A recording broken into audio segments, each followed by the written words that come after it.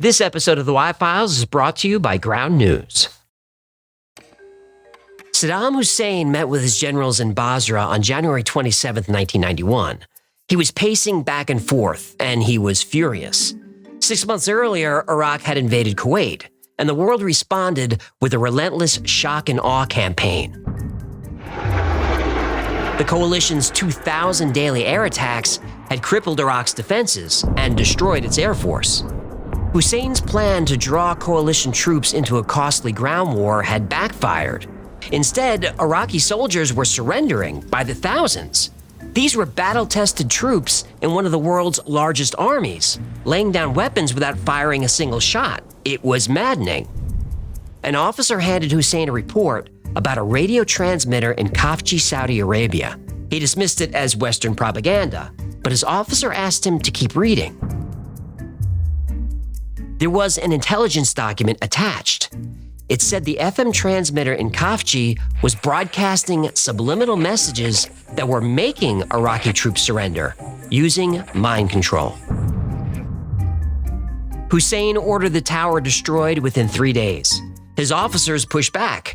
The town was lightly guarded for now, but taking it would be a suicide mission without air support. They didn't even know if this mind control weapon was real. It could be another American lie. Hussein stopped pacing. 3 days, he said. His tone left no room for discussion. Major General Salah Mahmoud saluted, took a deep breath, and reached for the phone.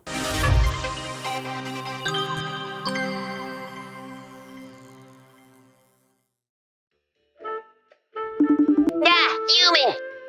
What are you wearing? Never mind this. Wait, what are you wearing? What, this? This is my portable UFO detection kit, just like the one the Pentagon's developing. I don't trust them, so I gotta make my own. Well, that seems a little, Ingenious? Well, that wasn't the word I was gonna use. What's it even made of? Oh, the usual what have you. Sensors, magnets, camel musk. Camel musk. It's the musk of a camel. We can thank my baby Gertie for that. See, if you massage a camel in just the right place, she'll excrete it. I get it. But why camel musk? For the aliens. They love this stuff. They'll be lining up just to get a whiff. Oh, that reminds me. Can you put up the Christmas lights early? All these UFOs are gonna need a place to land. Oh, now that I think of it, we may want to hire a valet parking company. Yeah, I really don't think this UFO detection kit is gonna work. Oh, that's what you said about my ghost detection kit. That didn't work either. Well, it would have. I just needed to use more camel musk. This science is settled. Where did you even come up with this idea? Well, the U.S. military is testing these portable UFO detection kits to investigate sightings. Yeah, I still don't think it's gonna work. Oh, don't be such a skeptic. Well, isn't that the point of Ground News? Like our channel, they take an unbiased approach to getting the truth out there. Yeah, I'm not sure what you're talking about. Aliens are real. Well, not according to the Pentagon report. Didn't you read about this on Ground News? More than 150 news outlets reported on it. Oh, well. I see you have once again effortlessly segued into today's sponsor. I certainly did. Ground News is an app and website that gathers related news stories from around the world in one place, allowing readers to compare coverage on the platform. That way you can identify any biases, motives, and contradictions in reporting. See, this left-leaning source suggests it was predictable that there would be no evidence of aliens, while this right-leaning source highlights the fact that the Pentagon is developing a gremlin system to track UAPs, even though they said there are no aliens. I told you they were making a detection kit. I wonder how much of their black budget is spent on camel musk. Ground News also shows you the ownership, reliability, and location of the news source. For example, 9% of the coverage about the Pentagon report came from foreign governments including Russia, Germany, and the UK. It's a great way to discover news you might be missing and get a comprehensive understanding of complex issues by cutting through the spin and reading multiple perspectives. By going to ground.news/yfiles or scanning the QR code, you can get 40% off Ground News' Vantage subscription. So that's ground.news/yfiles for 40% off? You got it. Okay, I'll check him out as soon as I call the Pentagon. Why would you do that? I got got a lot of musk here. They'll pay a fortune for it. I want some of those sweet, sweet black budget shekels. Yeah, I don't think the Pentagon is good. On your way home, rent one of those steam carpet cleaners, would ya? We had a bit of a musk extraction malfunction in the living room. Maybe grab some air freshener, too. A lot of air freshener.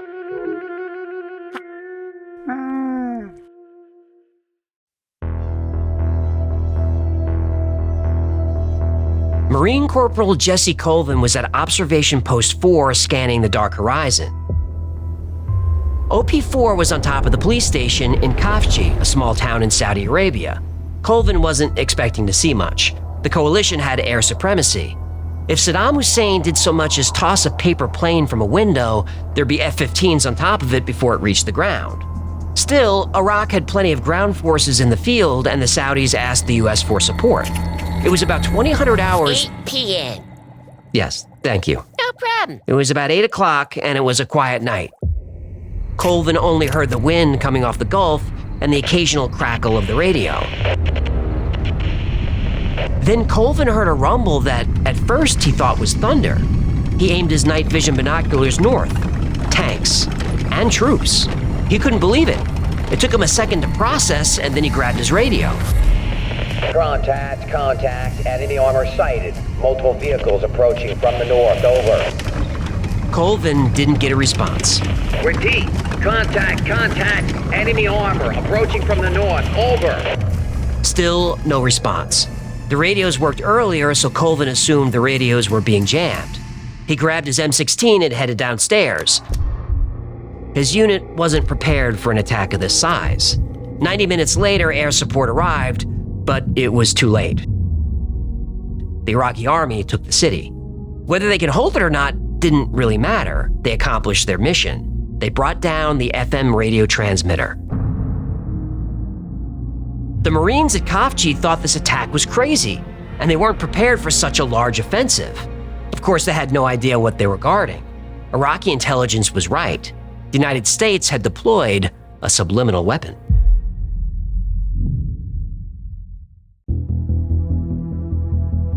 Can humans be controlled subliminally? The answer, of course, is a big yes. And you won't be surprised to know that advertisers were the first to jump on this new technology.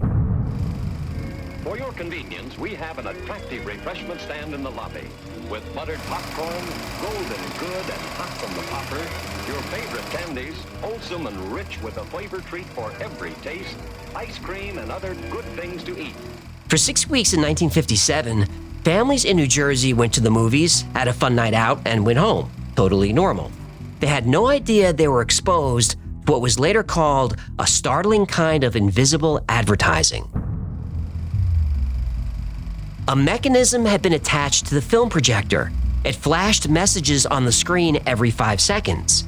Each message only appeared for 1/3000th of a second, too fast to be seen by the human eye. But that was the point. The goal was to have these messages bypass the conscious brain and register directly in the subconscious. 1,400 times over the course of 2 hours, the audience saw, well, their subconscious mind saw, calls to action like eat more popcorn. Over 45,000 movie patrons were exposed without their consent or knowledge, and popcorn sales jumped 58%. Ad agencies went into overdrive, and new companies were launched in the subliminal space. Please. Radio stations WAAF in Chicago and WCCO in Minneapolis tested subliminal ads to see if they increased sales. They did. Please. American television networks implemented the technology into their broadcasts. It worked. Please. What are you doing? What? Me? Nothing. Whispering raise is not going to make me give you a raise. I don't know what you're talking about. But when the public learned that they were being manipulated without their knowledge or consent, there was a huge backlash. The Hollywood Reporter called it an obscene violation. The LA Times and Washington Post flat out called it brainwashing. Within a year, theaters, radio, and television broadcasters banned subliminal advertising. Now, of course, banning flashing images wouldn't stop consumers from being unconsciously manipulated. No one realized it was already happening, and it was very successful. Please. You stepped on my cliffhanger even after I told you to stop? Well, I'm busting my hump in this bowl, and I think I deserve a little more scratch. Well, if you want I to see the raise, number of then maybe views you we earn get. it. My You don't just salary's jump in and hardly ruin the budged best like part of 3 the years. scene.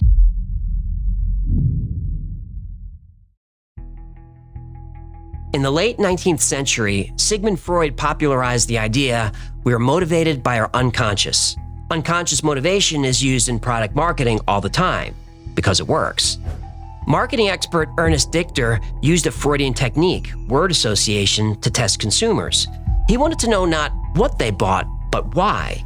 He learned that moms bought candy for their kids as a reward for good behavior in the grocery store.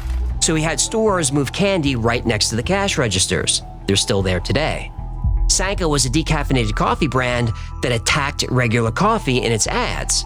But consumers love coffee and felt Sanka was insulting coffee drinkers. So instead of attacking regular coffee, Sanka changed its slogan to "Now you can drink all the coffee you want." And you can drink it as strong as you like. Drink 5, 10 cups a day, as many as you like, at any time you like. That's for sure. Sales went through the roof. Bill Friedman was a gambling addict who used his experience to shape how most casinos are laid out. Now, once you're in, you can't see any exits. You can't see any clocks. You can't see outside at all. These tactics disrupt our sense of time. There is constant noise, even if the floor is mostly empty. This is designed to keep you in a heightened state so you don't get tired. Most casinos offer players free alcohol. This reduces inhibitions. And after all those free drinks, you need to use the restroom. But you have to weave your way through slot machines to get there. Yeah, that's why I keep my own restroom right here. What? Why aren't you moving? You're going right now, aren't you? What? No, mind your business. Gross. What? I wash my fins. In a casino, there's no direct route to anywhere, especially an exit. Now, a lot of this is common knowledge. It's slippery, but not dishonest. Like changing a slogan or laying out a casino, it's out in the open. Edward Bernays was a pioneer in public relations and propaganda. He used tactics that were not out in the open. He manipulated public opinion in ways that were entirely unconscious. It makes sense Bernays was good at talking to the subconscious. He was Sigmund Freud's nephew. Whether it's to sell more paper cups that we worked with, or to make people more honest or more virtuous, depends on public consent. And so we worked out the engineering of consent. His first campaign was in 1929. He influenced the entire nation without their knowledge. He was so good, he influenced you, and you never knew it.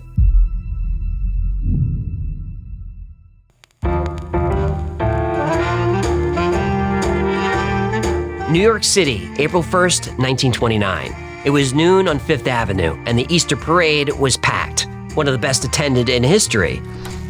The event signaled the beginning of a new modern era. The cars were new, fashion was cutting edge, and cameras filmed the parade for the first time. A group of young women used this as an opportunity to put on an outrageous display, something unthinkable, something women have never done in public. Yo, baby, we're getting spicy. Bow, chicka, bow, bow. The women strolled along the parade, smoking cigarettes. Oh, they smoked after the outrageous display, huh? What did they do? Was there leather involved? Oh, please tell me there was leather. No, smoking was the outrageous display. Oh, well, that's disappointing. And what is it with you and leather? Don't kink shame. Okay, never mind. Bow, chicka, bow, bow. In 1929, women smoking in public was unacceptable. It just wasn't done. But these ladies didn't care about tradition. They wanted the freedom and equality to smoke in public, just like men. So they did. Suddenly, cigarettes were called torches of freedom, and the demand for cigarettes among women exploded. Women saw cigarettes as symbols of independence and freedom. They had no idea the whole thing was staged. Those weren't rebellious women fighting for equality. They were actresses hired to play a part. Edward Bernays orchestrated the whole scene for his client, the American Tobacco Company. Bernays was so good at manipulating consumers, he's affecting you to this day. Up until the 1920s, Americans ate a light breakfast: toast, juice, coffee, that was it. This was especially true for what they called brain workers, folks who sat in offices all day. Then in August 1922, an article appeared in the New York Times. Sometimes health advice is pleasant, requiring no work, no self-denial. An interesting sample is offered in the Medical Review of Reviews. It queried doctors in 46 states. 3 out of 4 physicians advise eating a hearty breakfast of bacon and eggs.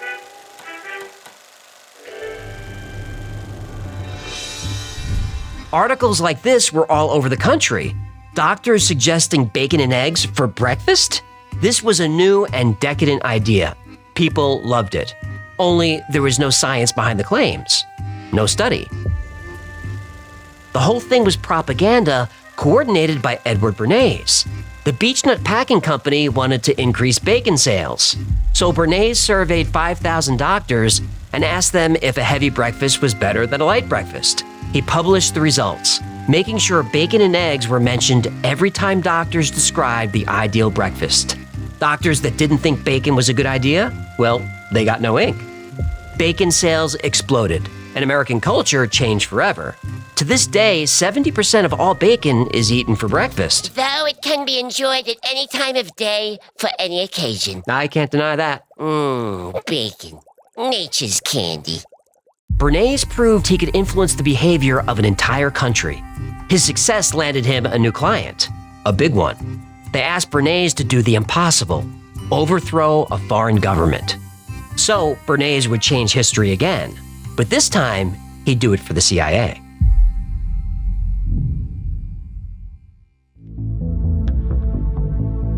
Jacobo Arbenz was elected as Guatemala's president in 1951, and it brought hope and optimism to the nation. His platform of social reform and economic development resonated with the people, but not with the United Fruit Company. United Fruit was an American corporation, Guatemala's largest employer and landowner. Its banana plantations generated twice the revenue of the entire country. They wielded immense power. This is where the term Banana Republic comes from.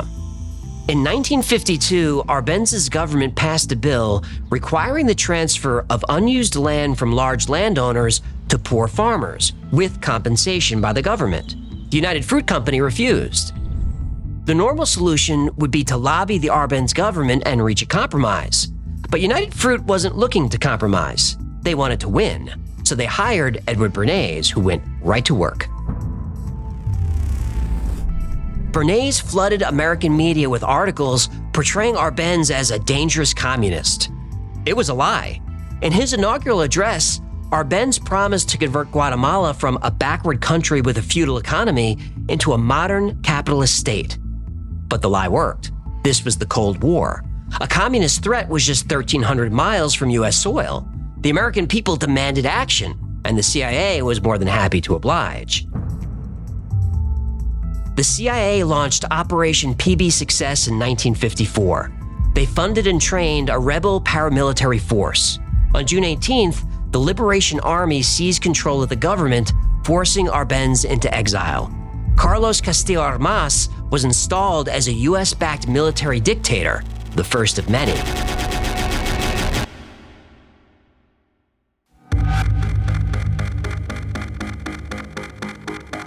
Se irá a fusilar a quien esté en contra de la ley. Turmoil in Central America. First there was Nicaragua, then El Salvador, now comes Guatemala. For 40 years, Guatemala suffered brutality, terror, death squads, and political instability. The human rights violations during this time are so graphic, I can't tell you what they are. And whatever you're guessing, it's worse. 93% of these crimes were committed by CIA-trained operatives. 200,000 dead, another 200,000 fled. 1 million people lost their homes. But the United Fruit Company's profits were safe, thanks to America's master of propaganda. An interesting little insight into this covert action. 1, the U.S. Ambassador to the United Nations, Henry Cabot Lodge, had personal stock holdings in United Fruit Company. The Assistant Secretary of State, John Lodge, had personal stock holdings in United Fruit Company. The Secretary of State, John Foster Dulles, his law firm did legal work for, I believe it's the Schlafly Bank, which held the papers on the Guatemalan Railroad, which was owned by the United Fruit Company. And the CIA director, Alan Dulles, was his brother, also was a member of the same law firm with this indirect financial interest in United Fruit Company. Arbenz was not a communist, and there was not a single communist in his cabinet. Bernays proved you could subconsciously control a person's opinion, but the US military intelligence apparatus wanted more. They wanted to subconsciously control a person's actions. The subliminal was about to become weaponized.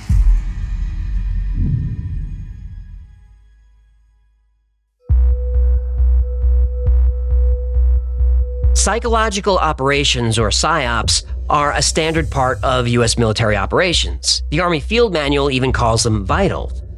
The term PSYOP sounds mysterious, but the tactics are usually nothing more than distributing leaflets or broadcasting propaganda over the radio.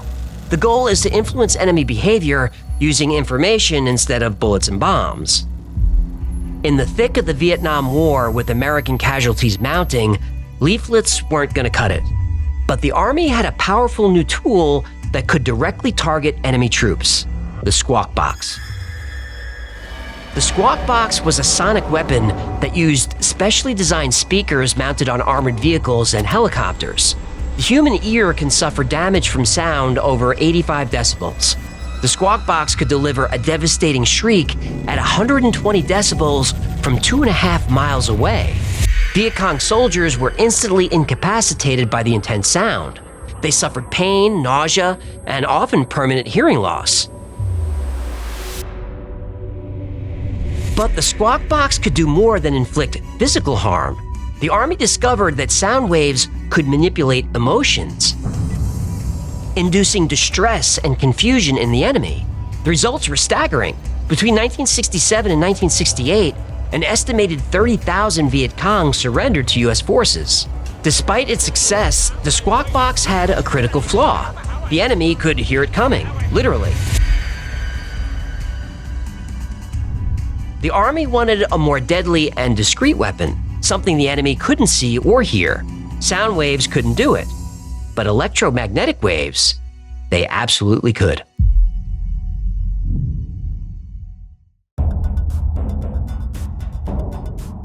In 1961, microwave technology was becoming part of daily life. Microwave ovens had just hit the market, and low levels of microwaves were used in lots of different devices. Biophysicist Alan Frey began studying microwave effects on humans to make sure there were no health risks. He placed subjects in a shielded room and exposed them to different microwave frequencies. At 1310 megahertz, something strange happened. A subject asked about a clicking sound, but the room was silent. It was shielded from the outside, and there were no moving parts involved in this experiment. Frey discovered that frequencies between 200 and 3000 megahertz caused people to hear sounds that seemed to come from inside their heads. Clicks, knocks, buzzes, and chirps. He could beam sounds directly into the brain without implants. Scientists started using this to train animals, making cats change direction with just microwave pulses. Oh, I'd like to make cats change direction right into oncoming traffic. Stop that. Well, you better tell your demon fur babies to keep their filthy mitts out of my bowl. Okay, settle down. The CIA wondered, could this technology affect an animal's heart rate? More specifically, could they induce a heart attack remotely? Frey experimented with frog hearts and pulse-modulated radiation. He was actually disturbed to find he could increase a frog's heart rate with no device attached. He did it remotely. Soviet scientists had similar results with rabbits.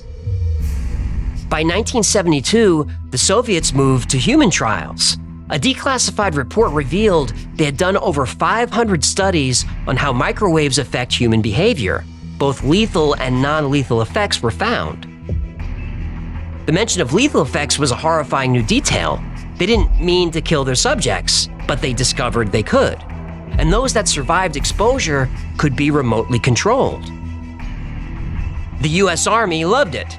They immediately ramped up research on microwave radiation. They ordered trucks capable of carrying microwave broadcasting equipment. The goal was to irradiate and immobilize the enemy. In 1976, the Navy finally discovered how Soviet scientists were accidentally killing people. They were using microwaves powerful enough to generate heat. Soviet scientists called it microthermal effects. If you own a microwave oven, you call this microthermal effect cooking. The Russians cooked people? Yep. I bet you taste like chicken. That's gross. Oh. Eating human is gross, but eating fish is okay? See what happens when your shoe's on the other fin? Fair enough. Nah. J.F. Shapitz was a trusted Black Ops scientist who worked for the Department of Defense. He tried broadcasting commands into a subject's mind. It worked. Using low-power microwaves, he could make subjects hear words inside their own heads. The military told Shapitz to go further. They wanted to send commands to a person's subconscious without them hearing the command. In a second round of experiments, one subject was bombarded with microwave radiation. Then something odd happened. He got up from his chair and left. He actually left the lab. Now, this was allowed. The subjects weren't prisoners, but this had never happened before. A little while later, the guy returned with a can of soda. Shapitz asked him why he left in the middle of the experiment. The man said he was thirsty, so he went to the store for a cold drink. Shapitz smiled. The experiment worked. This subject had been programmed to feel thirsty and to go to the store for a soda. It was hypnosis using microwaves. But hypnosis doesn't work on everyone. The military needed a sure thing. And 4 years later, that's exactly what they got.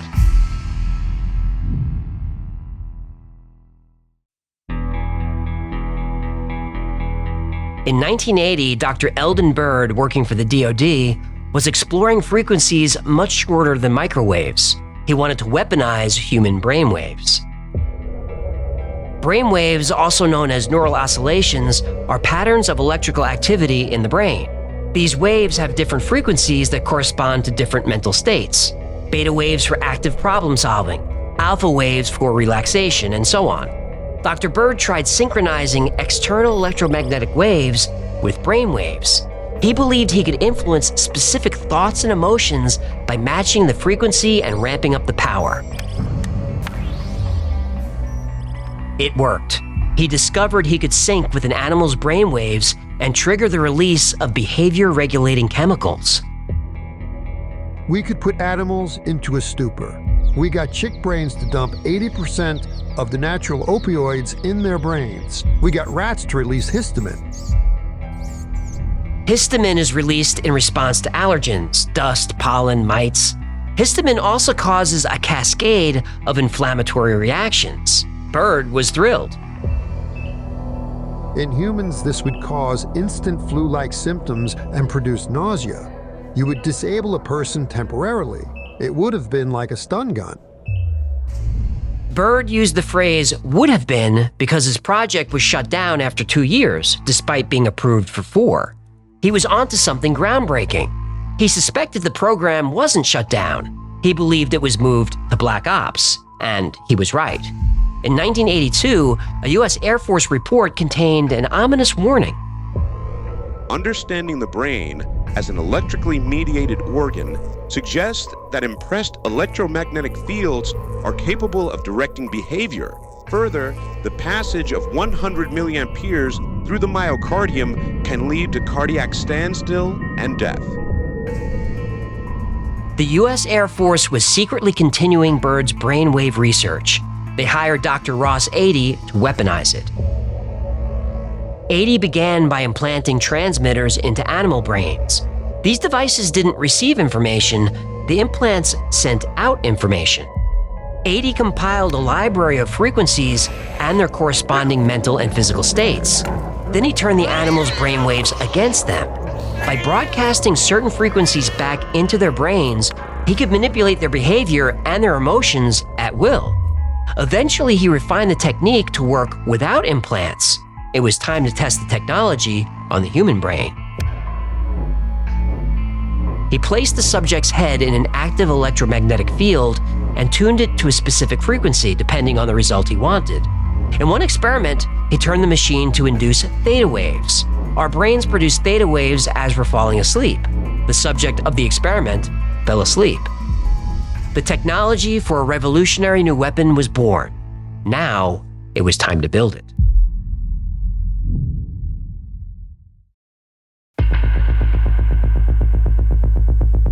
A device that can manipulate a person's thoughts and emotions sounds like science fiction. At best, it sounds like pseudoscience. But not only does such a device exist, but it's been patented, although the full schematics are classified by the US government. Patent number 5159703, issued to Silent Sounds Incorporated, describes something called a silent subliminal presentation system.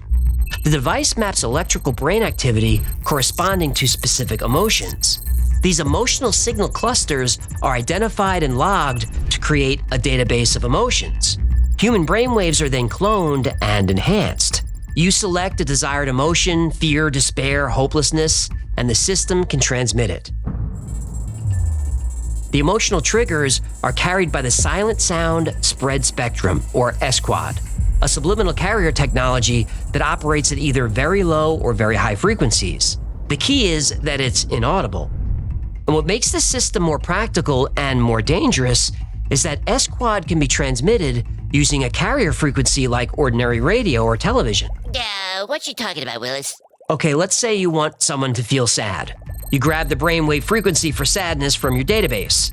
Then you layer that inaudible sound wave on top of an audible sound wave, like an FM radio wave. So the target hears the radio broadcast, but doesn't realize a second wave hitched a ride. That second wave syncs with the target's brain, triggering sadness, or whatever emotion you want. According to the patent, the resulting emotion is overwhelming.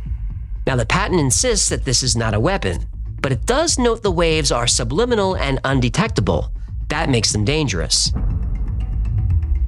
Silent Sounds Inc. claims to focus solely on positive emotions. But in 1996, the president of Silent Sounds couldn't stop himself from bragging about the device's true purpose. While the schematics are classified by the US government, we are allowed to say we work with governments around the world. The Germans, even former Soviet Union countries. And then he let the big one slip. The system was used throughout Operation Desert Storm quite successfully. The US military had achieved subliminal mind control and deployed the technology in Iraq, and many Iraqi troops died trying to stop it.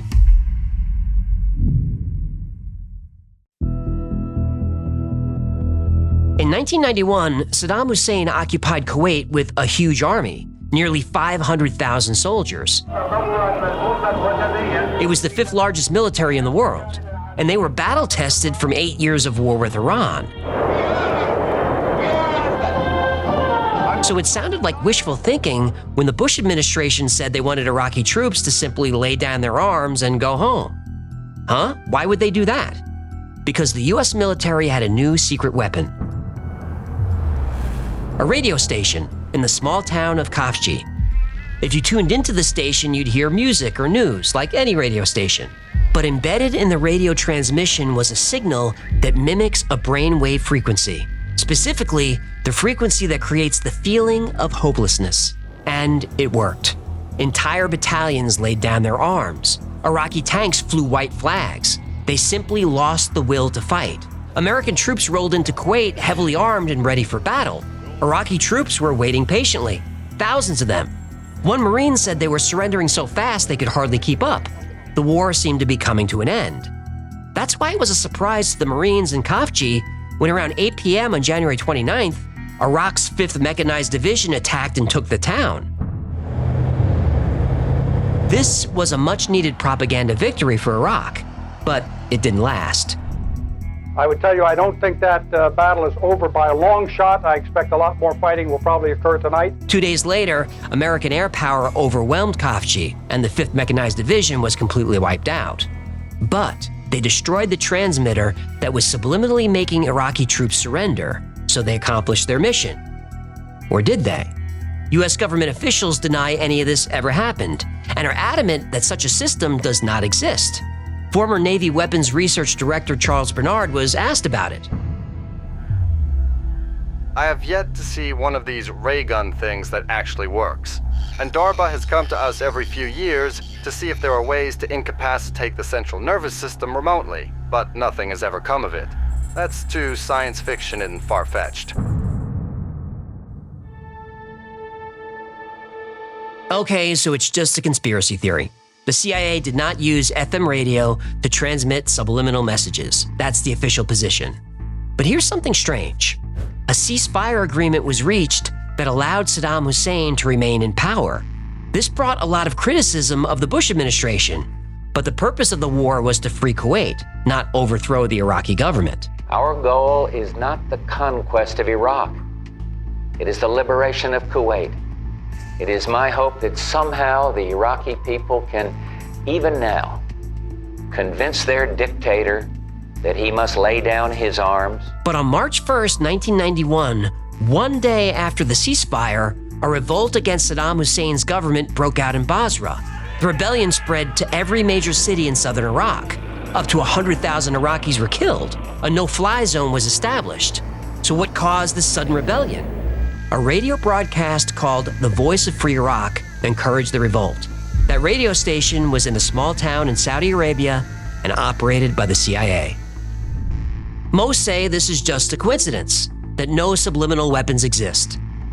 Maybe, but there are others who believe that not only does this subliminal technology exist, it was deployed in Iraq for a specific purpose.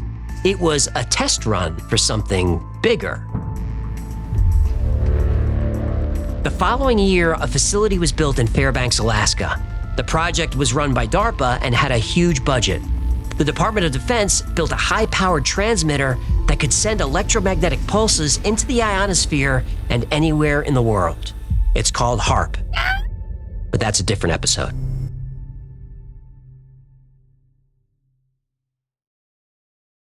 Thank you so much for hanging out with me today. My name is AJ. You know Hecklefish. What you talking about, Willis?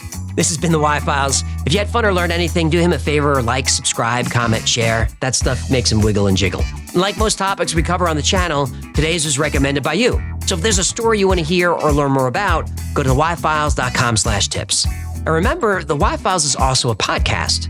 Twice a week, I post deep dives into the topics we cover on the channel, and I also post episodes that wouldn't be allowed on the channel. Those episodes are called Unredacted. Anyway, it's called the Y-Files Operation Podcast, and it's available everywhere you get your podcasts. Now, in between episodes, because the schedule's been a little sketchy lately, so in between episodes, you might need more Y-Files in your life. If you do, check out our Discord. We're over 50,000 strong there, and we're there 24/7, and we're into the same weird stuff. It's a great community, it's a lot of fun, and it's free to join. And if you want to know what's going on with the Y-Files at any given time, check out our production calendar. It's at theyfiles.com/cal. There we post our episode schedule, upcoming podcasts, live streams, everything. Special thanks to our patrons who made this episode happen. Without you, there'd be no Y-Files. I'm truly grateful for your support. And if you'd like to support the channel, consider becoming a member on Patreon. For as little as $3 a month, you get access to perks like videos early with no commercials, merch only available to members, plus you get 2 private live streams every week just for you. The whole Y-Files team is on the stream, and you're welcome to turn on your webcam and ask a question or talk about anything you like. I think it's the best perk there is. Another great way to support the channel is grab something from the Y-Files store. Grab a Hecklefish t-shirt with my face on it, or a Fistable coffee mug that's got my face on it, so you can fist my face if you want to. Or grab a hoodie with my face on it, or anything with my face on it. Or grab one of these squeezy stuffed toy animal fish target fish toy dolls. Those are the plugs, and that's going to do it. Until next time, be safe, be kind, and know that you are appreciated.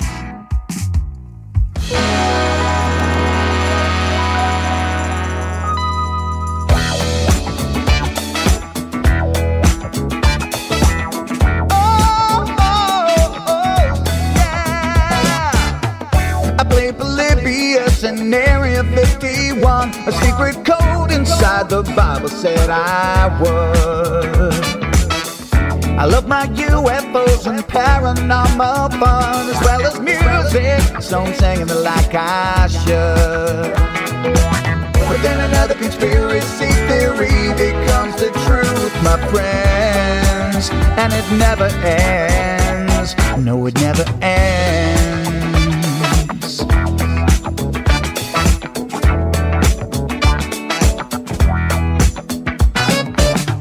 I feel the crap cat and got stuck inside Mel's hole with MK Ultra of being only too aware. Did Stanley Kubrick fake the moon landing alone on a film set, or were the shadow people there? The Roswell aliens just fought the smiling man, I'm told, and his name was Cold. And I can't believe I'm dancing with the fish. Head to fish on Thursday nights with AJ2, and Wi-Fi's helping me all through the night. All I ever wanted was to just hear the truth, so the Wi-Fi's on repeat all through the night.